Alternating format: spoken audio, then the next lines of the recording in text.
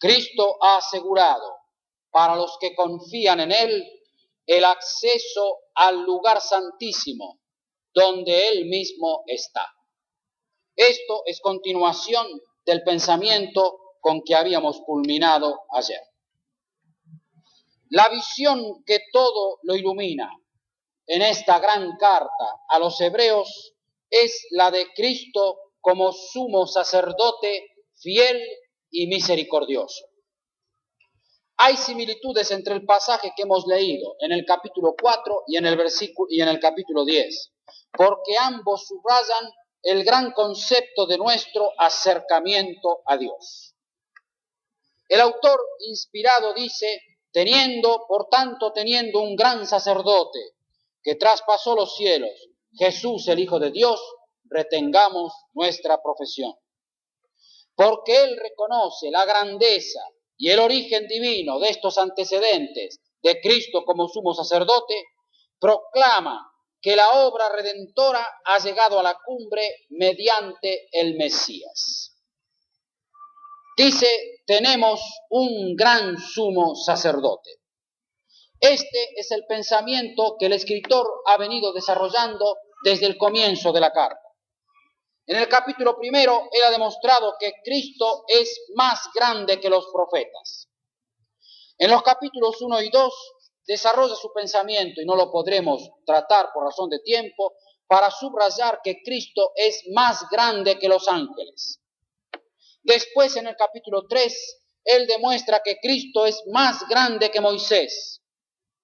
Más adelante, en el capítulo 4, señala que Cristo es más grande que Josué, el hombre que introdujo al pueblo de Dios en la tierra.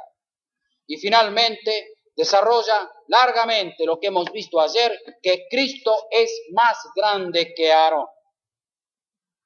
Dice: teniendo un gran sumo sacerdote que traspasó los cielos, retengamos nuestra profesión. Y dice: un gran sumo sacerdote, Jesús el Hijo de Dios. Aquí, cuando se usa este nombre, este título, él utiliza un nombre y un título. Jesús es el nombre, el Hijo de Dios es el título. Jesús es un hombre humano que establece su identidad en la historia y que expresa el carácter de Salvador que Cristo tiene. Jesús es la forma griega del hebreo Joshua, que tenía un gran significado para un judío cristiano destinatario de la carta, porque Joshua significa Jehová que salva, el Señor que salva. Su nombre entonces se refiere a su gran salvación, y aquí se refiere a su gran sacerdocio. El sacerdote que en él hay se describe así: Jesús, el Hijo de Dios. Con ello la Escritura dirige, queridos hermanos, nuestra atención hacia la persona del Hijo, hacia su naturaleza divina desde la eternidad y hacia su encarnación asombrosa en el tiempo. La Escritura presenta a Cristo aún en la cumbre de su exaltación, en la perfección de su naturaleza humana. Eres plenamente hombre y aún infinitamente más que hombre. ¿Por qué? Porque Él combina la deidad y la humanidad plenamente en su propia gloriosa persona. Por eso Él es el mediador, el único, entre Dios y los hombres.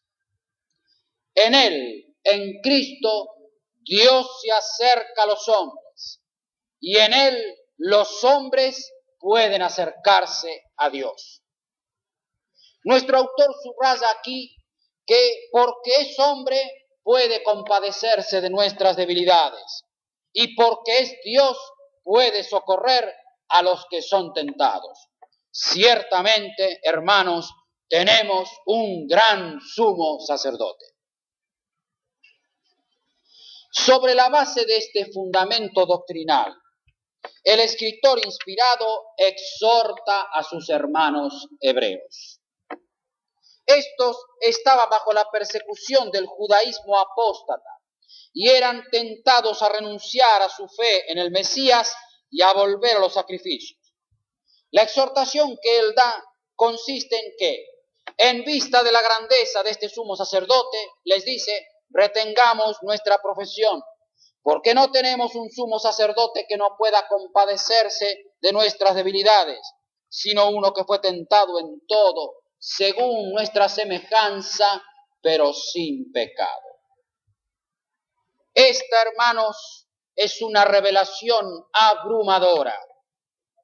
Alguno quizá hubiera podido pensar sin fundamento que un ser como el Mesías, tan lleno de dignidad y de poder, podría permanecer lejos, ajeno a los problemas humanos. Este era el criterio que sustentaba el mundo griego, el mundo de los apóstoles, con relación a sus dioses falsos e inexistentes. Pero nuestro escritor inspirado rechaza de plano este concepto y enseña que no tenemos un sumo sacerdote que pueda permanecer indiferente frente al mal. El vocablo compadecerse que se utiliza aquí envuelve la idea de uno que sufre con otro, pero además da la idea de que se trata de uno que siente el dolor ajeno por una importantísima razón, porque lo hace suyo. Comprende, querido hermano, la aplicación a Cristo es directa. La apreciación que Él tiene de nosotros es una apreciación experimental, porque Él, como estaba profetizado, sufrió nuestros dolores. Ha de saber usted, querido hermano, que los 12 versículos de Isaías 53, todos ellos sin excepción, aparecen citados en el Nuevo Testamento. Y este aparece citado más de una vez. Él sufrió nuestros dolores. Se compadece de nosotros al punto de entrar en nuestra experiencia y de sentirla como propia. Aquí agrega nuestro autor que Cristo se compadece de nuestras debilidades. Me he detenido aquí, queridos hermanos, cuando he estudiado esta carta y este gran asunto. Y siempre sigo estudiando, y siempre sigo, como yo digo, sacando pico y pala, que es la única manera de profundizar. Y siempre pregunto al Señor, ¿qué quiere decir esta palabra? ¿Qué quiere decir que Él se compadece de nuestras debilidades? ¿Qué son nuestras debilidades? Nuestras debilidades no son las enfermedades físicas, sino que son aquellas flaquezas que nos predisponen a pecar. Digámoslo claramente, mis debilidades son aquellas flaquezas que me predisponen a pecar, clarito como el agua. Son aquellas cosas que socavan nuestra resistencia a la tentación y que hacen difícil mantener la fe que profesamos. Aquí se descubre, queridos hermanos, otra vez un pensamiento de los más grandes de la Biblia. ¿Cuál es? Es que el pecado, por su naturaleza perversa, siempre constituye una fuente de incredulidad y siempre constituye una fuente de nuevos fracasos. La revelación no podría ser más oportuna, porque subraya que Cristo, como sumo sacerdote, ha entrado en nuestra debilidad, en un sentido que vamos a ver enseguida. El que ha entrado en los cielos es el mismo que ha entrado en nuestra debilidad. ¿En qué sentido? Veamos esto con algún detalle. Siempre tenemos que distinguir entre las tentaciones del Hijo de Dios y las nuestras. Él luchó contra el pecado, padeció siendo tentado y venció. En cambio, querido hermano, prepárese para escuchar una de las grandes revelaciones de la Escritura. En cambio, la debilidad de nuestra carne nunca está exenta del consentimiento culpable de nuestra voluntad. Déjeme decirlo como corresponde en primera persona. La debilidad de mi carne nunca está exenta del consentimiento culpable de mi voluntad. Somos incitados a cometer pecados exteriores por el pecado que habita en lo interior, por el pecado que habita adentro. Esta es la más grande fuente de pecado en nosotros que somos pecadores.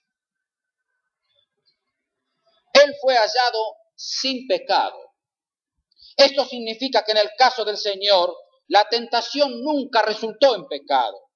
La tentación nunca pudo hacer pie en ningún deseo pecaminoso de su parte, porque no había en él pecado que respondiera a ninguna insinuación. La tentación no pudo corromper al que es santo, incorruptiblemente santo.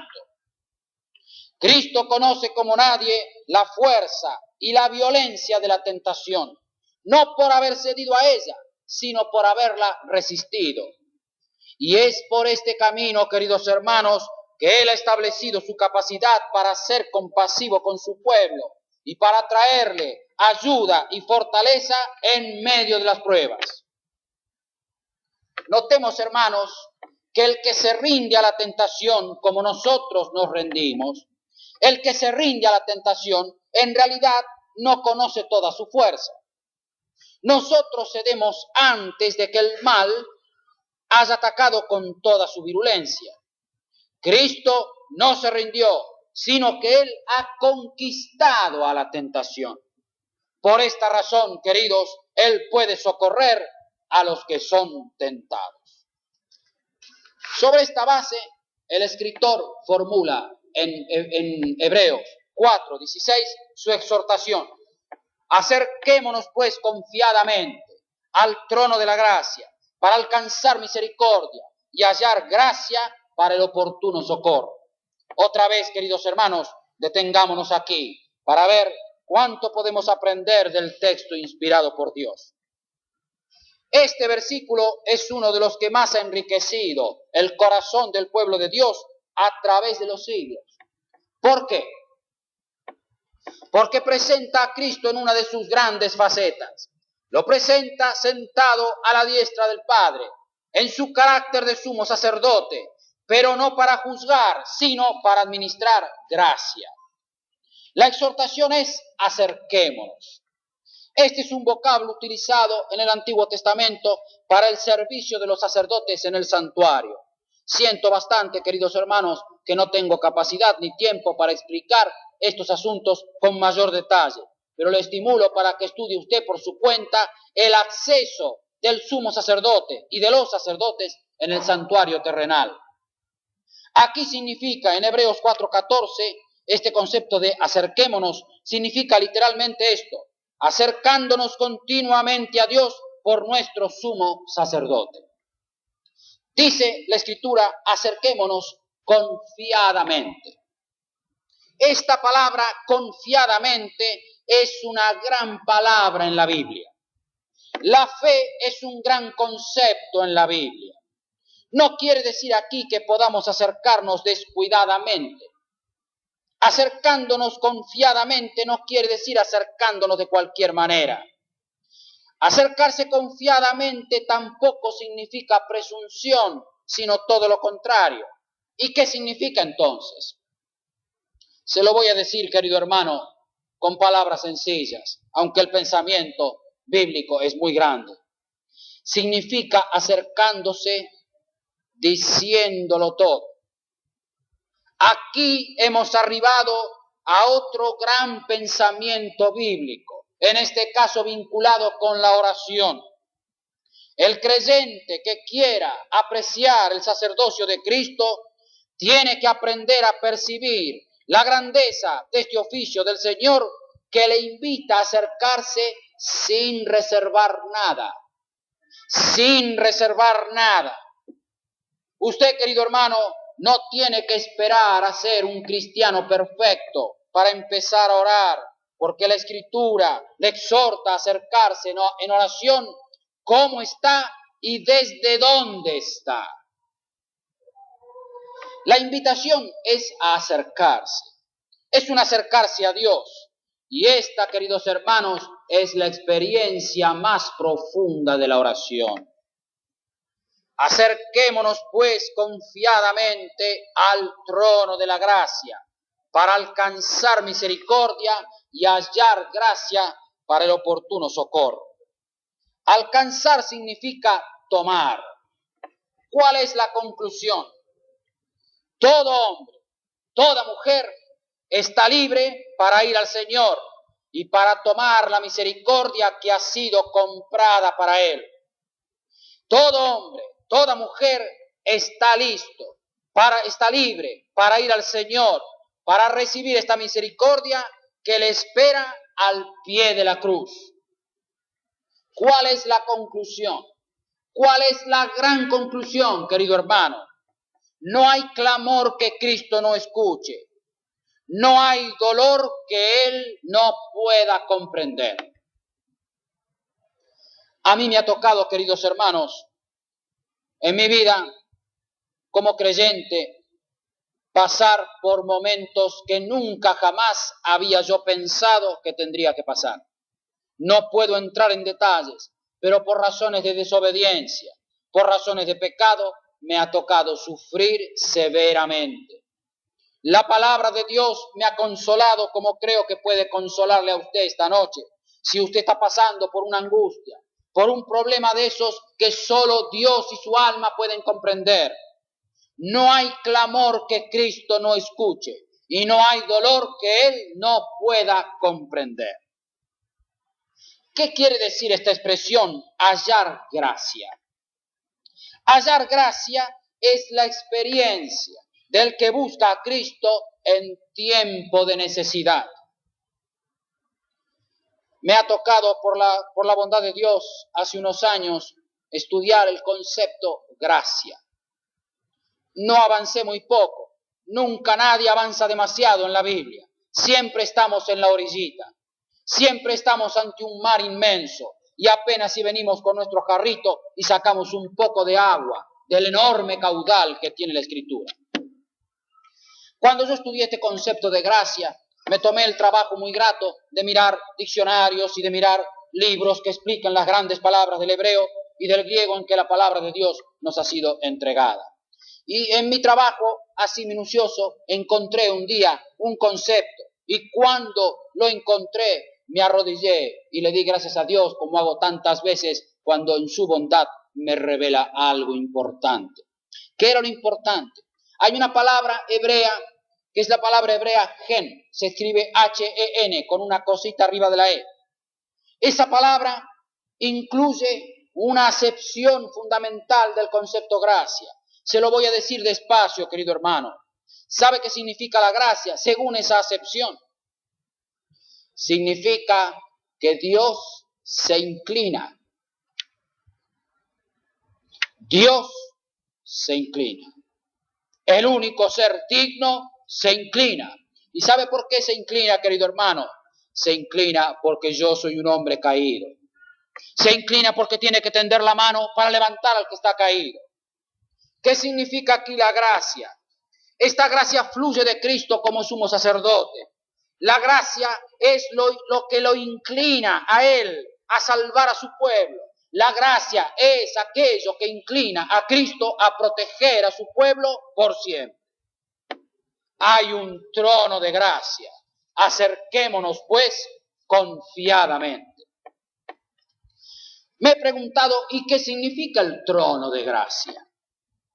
No tengo muchas respuestas, apenas tengo alguna, pero creo que tiene valor porque corresponde a la Escritura. Se trata de acercarse al trono de gracia. Se trata de aproximarse al centro de la soberanía de Dios. Se trata de acercarse al centro del amor de Dios. Entonces, ¿el trono de gracia qué es? El trono de gracia es aquella revelación de la presencia de Dios en la que su gracia se muestra en toda su majestad. Por eso se habla de trono, porque es la gracia en su plena majestad. Se trata de acercarse a la sede del poder omnipotente. Se trata de acercarse a la sede de la suprema autoridad. Paso, queridos hermanos, al otro capítulo que hemos visto, al capítulo 10, donde otra vez allí aparece la palabra acerquémonos. Esto me conduce entonces a mi segundo punto esta tarde. Debido a su unión con Cristo, el creyente puede disfrutar continuamente del acceso a Dios, algo que antes era el privilegio de un solo hombre una sola vez al año. Debido a su unión con Cristo, el creyente puede disfrutar continuamente, subraya, querido hermano, continuamente del acceso a Dios, algo que antes era el privilegio de un solo hombre una sola vez al año. Esta carta, lo hemos dicho varias veces, estaba dirigida a hebreos cristianos.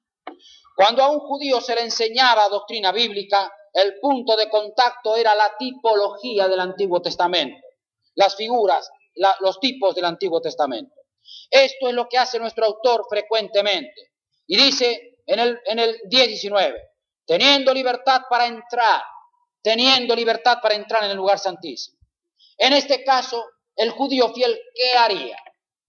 El judío fiel recordaría la escena, el cuadro glorioso del sumo sacerdote de Israel en el día de la expiación, entrando al tabernáculo. Recordará, querido hermano, que toda la congregación de Israel era convocada. En aquel día no se encendía el fuego en Israel, en aquel día no se hacía ninguna obra, ni el judío, ni la mujer del judío, ni el hijo, ni la hija, ni el siervo, ni tu asno estaba escrito, ni tu asno, ni siquiera los animales, nada podía moverse en aquel día. Toda la congregación estaba presente para presenciar aquella ceremonia majestuosa. El sumo sacerdote entraba al tabernáculo. En aquel entonces su entrada la hacía primero por sí mismo, porque sacrificaba un animal por sus propios pecados. Después entraba también por sus hermanos que habían quedado afuera, porque como sumo sacerdote ofrecía otro animal por los pecados del pueblo. ¿Cuál es la enseñanza, querido hermano? ¿Qué quiere decir este concepto teniendo libertad para entrar en la mente de un hebreo? ¿Y qué quiere decir este concepto para usted y para mí? La presencia del sumo sacerdote de Israel en el lugar santísimo, en el tabernáculo, era entonces personal y representativa. Primero entraba personalmente por sus propios pecados y después entraba representativamente en nombre del pueblo. Este último aspecto es fundamental. En esto hay que detenerse. El escritor inspirado deja en claro que no está pensando aquí en Hebreos 10 en una entrada al santuario terrenal por dos razones. Primero, porque no dice que la entrada sea por la sangre de animales, sino por la sangre de Jesucristo. Y en segundo lugar, porque denomina a la vía de entrada un camino nuevo y vivo. La indicación es clara. El viejo camino del tabernáculo en Israel era un camino muerto.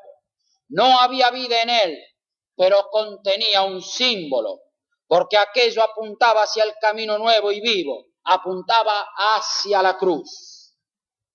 Ahora, queridos hermanos, podemos leer otra vez nuestro texto para preguntarnos de nuevo qué quiere decir tener libertad para entrar. Significa acercarse a Dios sobre la base de la situación que para usted ha creado la obra sacrificial de Cristo. Se lo voy a repetir, querido hermano. Ojalá que el Espíritu Santo grabe este concepto en su alma y en la mía. ¿Qué significa tener libertad para entrar? Significa que usted y yo podemos acercarnos a Dios, sobre la base de la situación que ha creado para nosotros la obra sacrificial de Cristo. Esto implica, queridos, que la salvación obrada por Cristo otorga al hombre una cosa muy, pero muy importante. La salvación obrada por Cristo otorga al hombre perdonado una nueva actitud con respecto a la presencia de Dios.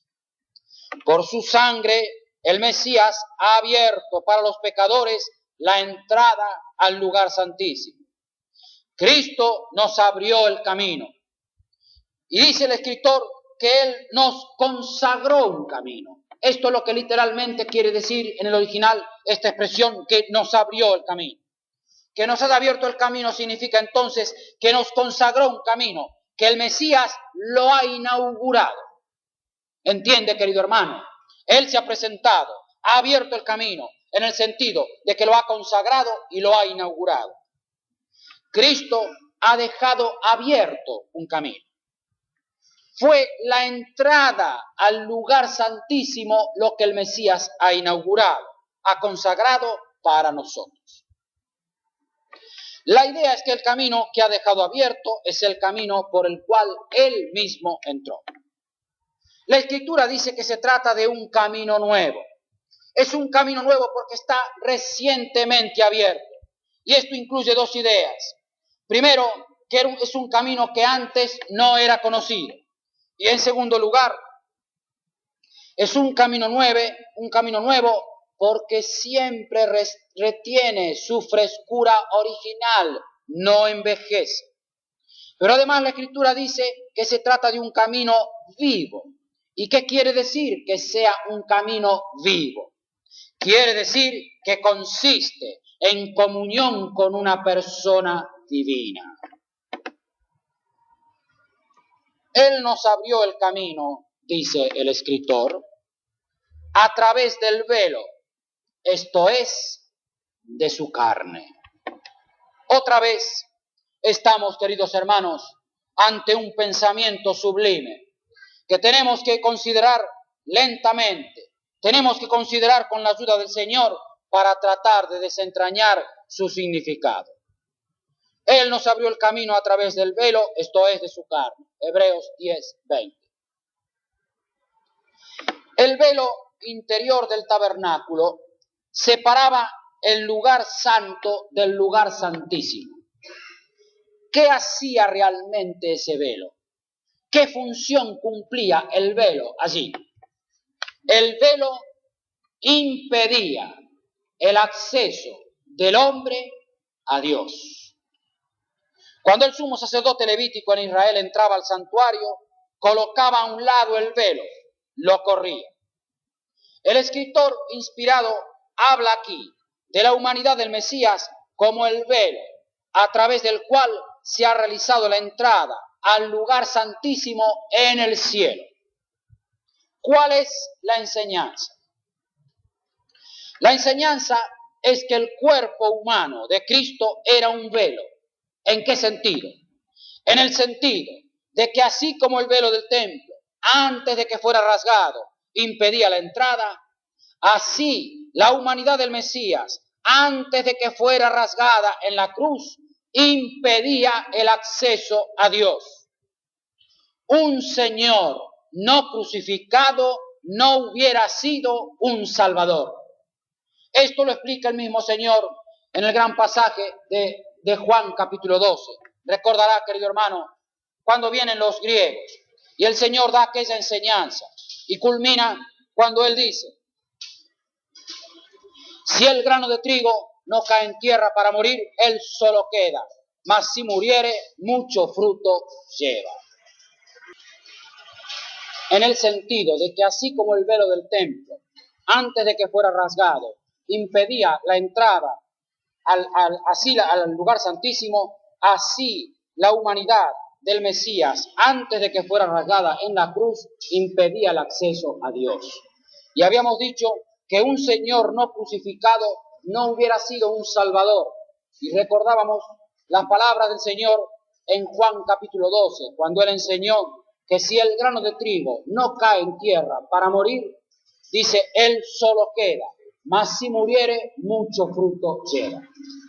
Cuando el Mesías murió en la cruz, el velo del templo fue rasgado de arriba hacia abajo, indicando que aquello ocurría por la mano de Dios. Esto muestra que el Señor crucificado mediante su muerte ha provisto para el pecador una entrada verdadera, una entrada permanente a la presencia de Dios. Y muestra además que los sacrificios simbólicos tenían que terminar. ¿Por qué? Porque la realidad había llegado. Habíamos interrumpido, queridos hermanos, para señalar que el velo de que habla aquí el escritor habla de la humanidad del Mesías.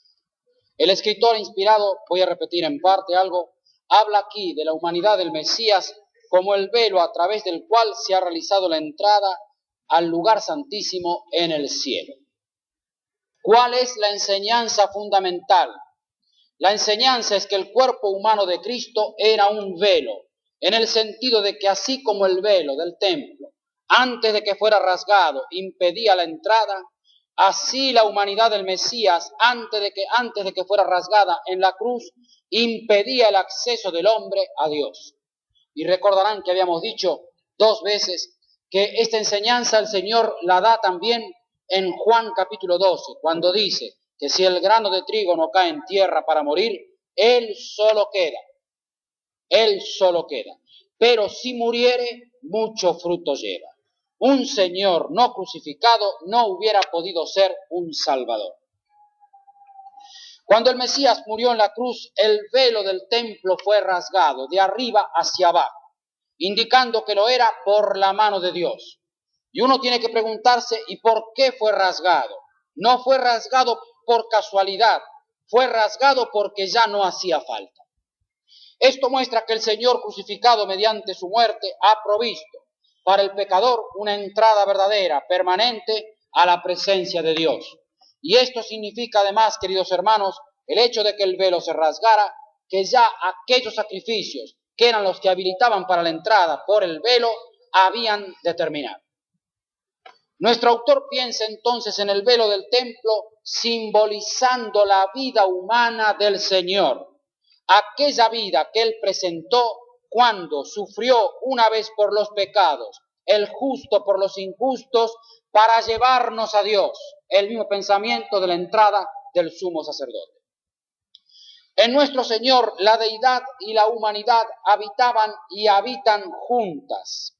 Por medio de su cuerpo humano, Cristo podía tener contacto con la necesidad del hombre y al mismo tiempo podía tener contacto con la gloria de Dios.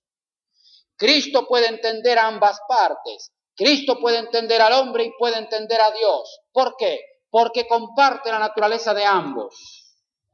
Por medio de su muerte, el velo de su carne fue rasgado. Así, un nuevo camino ha sido consagrado para que por este camino el hombre pueda venir a Dios.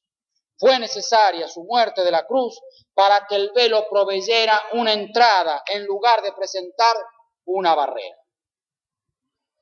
Vemos entonces, hermanos, la repetición de este vocablo acerquémonos en los 2 pasajes que estamos considerando, en Hebreos 4, 16 y 10, 22.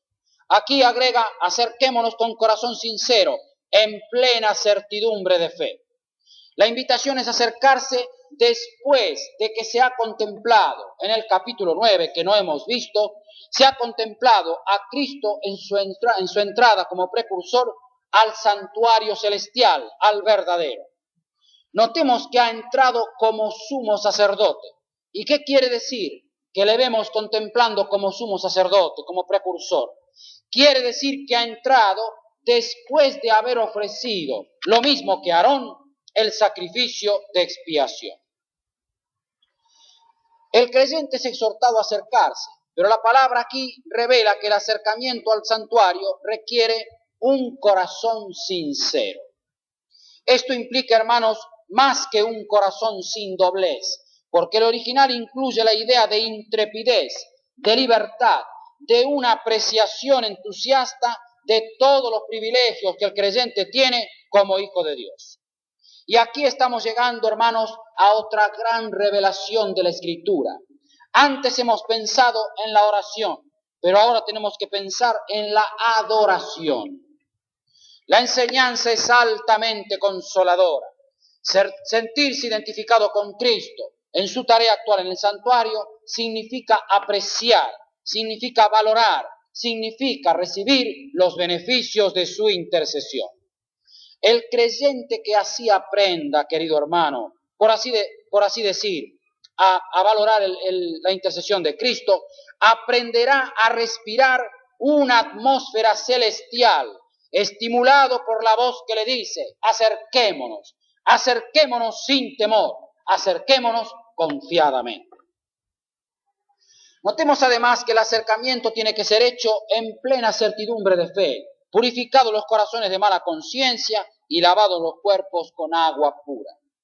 La actitud de acercamiento es una de confianza, de conciencia limpia. ¿Para qué? Para que podamos cumplir el más elevado oficio de la vida del cristiano. ¿Cuál es? Es el oficio de adorar a Dios. Los requerimientos del santuario siempre han sido muy elevados. Se demanda un corazón sincero hacia Dios, el que puede leer el corazón. El corazón es visto aquí como la sede del carácter. En la aproximación a Dios, que es santo, por parte de seres caídos como nosotros, el estado del corazón es lo esencial. Lo esencial es el hombre interior, el hombre redimido. En el pasaje de Hebreos 10 hay seguramente una referencia a la preparación de los sacerdotes levíticos. Es fundamental observar el ceremonial como aparece en Éxodo capítulo 29. Allí, hermanos, en la ceremonia de consagración de los sacerdotes, que aparece también en Éxodo, en Levítico capítulo 8, apreciamos varias cosas. Las voy a mencionar al pasar, no las voy a explicar. Aarón y sus hijos eran primeramente bañados por completo en agua, y esto es el expresivo símbolo de la regeneración. Después venía la investidura, se les colocaban vestidos. No puedo entrar en esto ahora. Luego el sumo sacerdote era ungido con aceite, solo el sumo sacerdote. Los sacerdotes eran ungidos con aceite después de que la sangre era derramada. Después, si quiere, vemos en lo personal por qué esta distinción. Más tarde venían 3 sacrificios, no voy a entrar tampoco en ello. Y después de estos sacrificios se hacía una ceremonia realmente sorprendente. Se aplicaba la sangre del macho cabrío de la consagración en el oído, en el lóbulo del oído derecho del sacerdote, en el dedo pulgar de la mano derecha y en el dedo pulgar del pie derecho. Y finalmente las manos de los sacerdotes eran llenadas con porciones de los sacrificios que se ofrecían a Dios. La lección, hermanos, es clara y solemne. La expresión lavado los cuerpos con agua limpia, ¿qué subraya? Subraya la profundidad del proceso de limpieza espiritual de un creyente, de una mujer o de un hombre que rinden su alma, su cuerpo y su espíritu a Dios. Nada menos que esto es el equivalente de la limpieza ceremonial del sacerdote antiguo. Hoy hay muchos, queridos, que quieren ser líderes en la actividad pública. No está mal, pero hay que preguntarse si estas personas que quieren ser líderes en la actividad pública quieren con igual intensidad ser sacerdotes en el santuario. Cada uno de nosotros tiene que preguntarse esto en la presencia de Dios y tiene que indagar en su conciencia. ¿Qué es lo que quiero? ¿Quiero la actividad pública? ¿Quiero con igual intensidad ser adorador en el santuario? Así como los sacerdotes eran rociados con la sangre sacrificial y lavados con agua antes de ministrar, así el creyente en Jesucristo tiene ahora los privilegios y la posición, tiene el estatus del sacerdote del Antiguo Testamento. Puede acercarse a Dios, pero tiene que hacerlo con conciencia purificada. Para alcanzar esto, queridos hermanos, para purificar los corazones de mala conciencia y para lavar los cuerpos con agua pura, tenemos que introducirnos a un aspecto fundamental del sacerdocio de Cristo. Tenemos que introducirnos a la intercesión, que si el Señor permite, veremos en unos minutos. Acercarse confiadamente nunca ha significado acercarse descuidadamente. Para manejar las cosas santas y para servir a Dios siempre se ha requerido un espíritu humilde y un corazón quebrantado. Quiero decirle, querido hermano, solemnemente, en el nombre de Dios, que tarde o temprano Dios conducirá a todo aquel que quiera identificarse con su Hijo a una experiencia que le ha de llevar a tener un espíritu humilde y un corazón quebrantado. Las cosas de Dios, el pueblo de Dios, el nombre de Dios tienen que ser tratados con reverencia y no con superficialidad. La separación de lo inmundo, la santidad del carácter siguen siendo esenciales. Esta santidad interior es esencial porque la intrusión de la carne ha hecho y seguirá haciendo mucho daño a nuestro servicio y a nuestro testimonio. La intrusión de la carne ha hecho y puede seguir haciendo mucho daño a mi testimonio y a mi servicio para Dios. Para servir a Dios y a su pueblo somos totalmente inhábiles y tenemos que sentirnos como hombres inmundos de labios, pero que se anime todo aquel que quiera aceptar las responsabilidades del trabajo espiritual, si se puede hablar así, porque la purificación que se requiere es provista en el sumo sacerdocio de Cristo. El liderazgo verdadero no se funda en la suficiencia humana, sino en la provisión divina. Siento otra vez que solo puedo rozar apenas grandes temas del Antiguo Testamento. Nosotros venimos vacíos, hermanos. ¿Por qué venimos vacíos? Porque estamos vacíos, porque somos vacíos. Pero Dios llena las manos. Con esto culminaba la ceremonia de consagración de los sacerdotes del Antiguo Testamento. Ellos, según el relato que usted puede leer allí, ellos tenían que poner las manos así. El